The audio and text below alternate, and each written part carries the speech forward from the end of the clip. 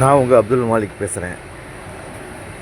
இன்றைக்கி பள்ளிப்படை ஆட்டோ மக்கள் நற்பணி சங்கத்தின் அதோடைய செயல் திட்டங்கள், அதோட வடிவங்களை பற்றி பேச போகிறோம். ஏனென்று சொன்னால், இந்த ஏப்ரல் மாதம் முதல் ஒரு ஆண்டு சந்தாவாக உறுப்பினரிடத்தில் வசூல் செய்யப்பட்டு, அந்த வசூலிலே அவர்களுக்கான நலத்திட்டங்கள் என்னென்ன செய்ய முடியும், இப்போ இதுதான் நீங்கள் முதல்ல பார்க்கணும்.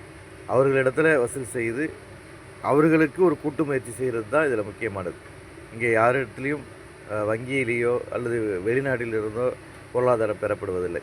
எங்கள் உறுப்பினர்களிடத்திலே பெறப்பட்ட தொகையை அதை அவர்களுக்கு நலத்திட்டமாக மாற்றி அமைக்கிறது தான் இந்த சங்கத்தின் முதல் கட்ட பணி.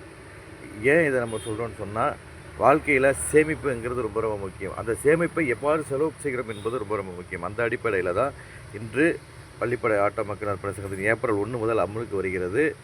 நம்ம உறுப்பினர்களுக்கு நலவாரிய கார்டுகள் இலவசமாக பெற்றுத்தரப்படும்.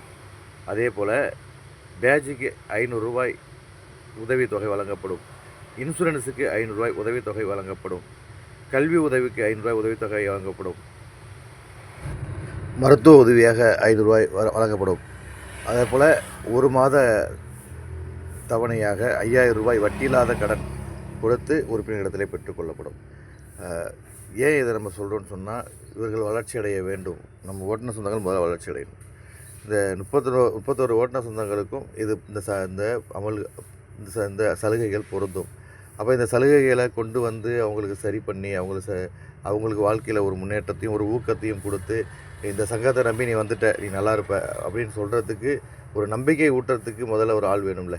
ஒரு நம்பிக்கையை ஊட்டணும். அந்த நம்பிக்கையை கொடுத்து நீங்கள் நல்லா இருக்கலாம், நல்லா இருப்பீங்க, நல்லா இருக்கணுங்கிறதுக்காக தான் இதெல்லாம் நம்ம ஒரு கூட்டு முயற்சி செய்கிறோம் அப்படிங்கிற ஒரு நம்பிக்கையை ஏற்படுத்தி, அவங்க வாழ்க்கையில் ஒரு முன்னேற்றத்தை ஏற்படுத்தி, அவங்களுக்கு இறைவனுடைய அருள் கிடைக்க நம்ம உழைக்கிறோம். இந்த சங்கத்தின் சார்பாக உழைத்து கொண்டிருக்கிறோம்.